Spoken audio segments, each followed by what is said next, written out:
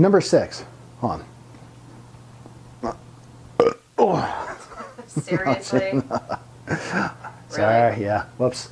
All right. Reshoot.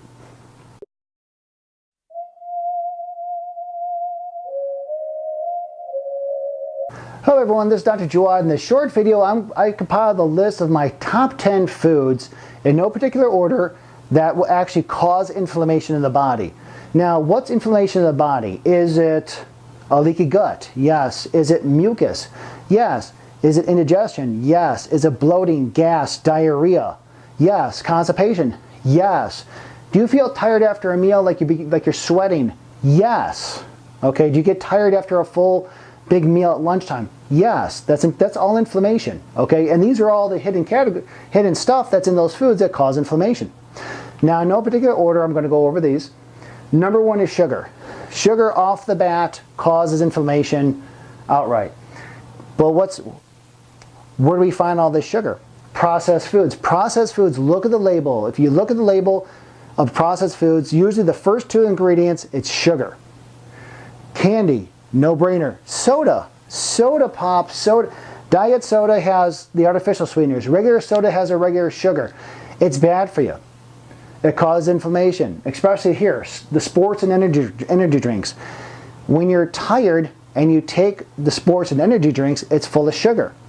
That sugar crash you have a little bit later, yes, cause inflammation. You open yourself up for, again, insulin resistance. Next, fully hydrogenated oils. Now, these are found in snack foods. Chips, margarine. Now, 30 years ago, we were taught that margarine was actually good for you. However, 30 years later, we realize the truth reveals that margarine is bad for you. Why? Because it's full of hydrogenated oils. Peanut butter. Peanut butter is cheap and it's easy to make a peanut butter sandwich. However, peanut butter, I did another video on the difference between peanut butter and almond butter. Peanut butter contains not only hydrogenated oils, okay, which cause inflammation, but it's high in what's called omega-6 fatty acids. Omega-3s, 6, and 9s. Omega-3s is anti-inflammatory, omega-6 and omega-9 is pro-inflammatory. And peanut butter not only is full of hydrogenated oils, but it's high in omega-6. I always tell my patients, stay away from peanut butter, start eating almond butter, it's better for you, or cashew butter. Trans fats. Your fast foods loaded with trans fats. Why? Because it's cheap. It's cheap to make. Cookies, cakes, crackers, yes, they taste good, but they're full of trans fats. Trans fats cause inflammation. When I'm talking with a lot of my patients who come in on a Monday or Tuesday and they're in pain with no causative trauma, I always ask them, especially around the holiday season, what type of cookies did you eat? What type of cupcakes did you eat? What type of office cakes did you eat, which will cause this inflammation? Milk. Next is milk. Milk in today's standards cause inflammation because the dairy cows at the source are poisoned.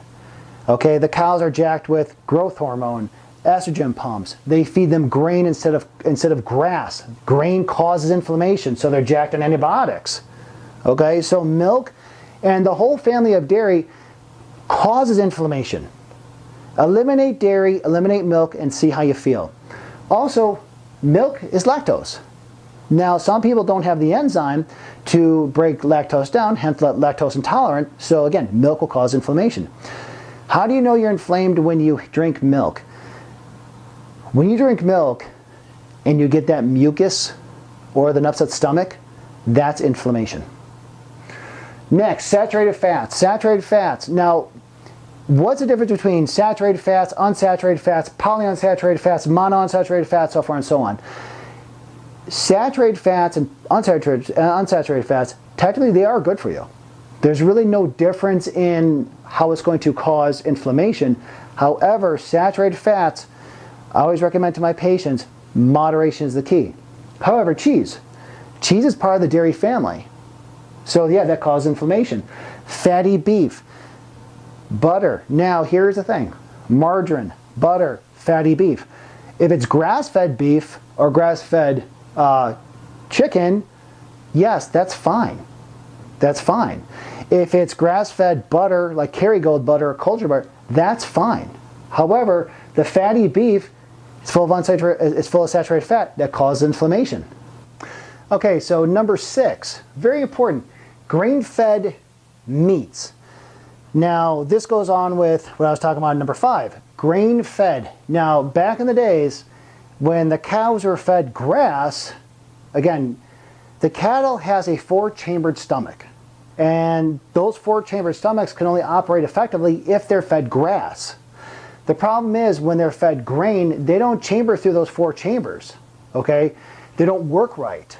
So they can't process the food correctly, okay? So, but else too, it causes inflammation. Grain causes inflammation, so then they give them antibiotics. So also, the grains, high in omega-6. Again, omega-6 causes inflammation. Next, refined carbohydrates, next to the sugar. Refined carbohydrates, this is in your breads, your pastas, your flour, crackers, low-fiber cereals. The problem with refined carbohydrates as well as with sugar, now you have an insulin spike. Spike in blood sugar causes inflammation, okay? Next, gluten. Now gluten, I did another video on gluten. Gluten, everybody knows, it's a foreign protein gliadin, okay? It was introduced in the early 90s, okay, as protein enriched. However, it's found in our breads, baked goods, soups, pastas, cereals, sauces. Gluten is found everywhere, okay? The problem is the body looks at it as a foreign invader and attacks it and causes inflammation. Not only does it cause inflammation, but also too, it causes leaky gut. So this is why gluten, now try to be gluten light. Okay, it's hard to be gluten free because gluten's everywhere. So I always recommend to my patients, try to be gluten light. Next, preservatives and artificial coloring. This is everywhere. This is the cereal aisle. Okay, the problem is, again, the preservatives and the artificial coloring, the body looks at it as foreign. So it attacks it and you get an immune response. You get an immune response that causes increased inflammation.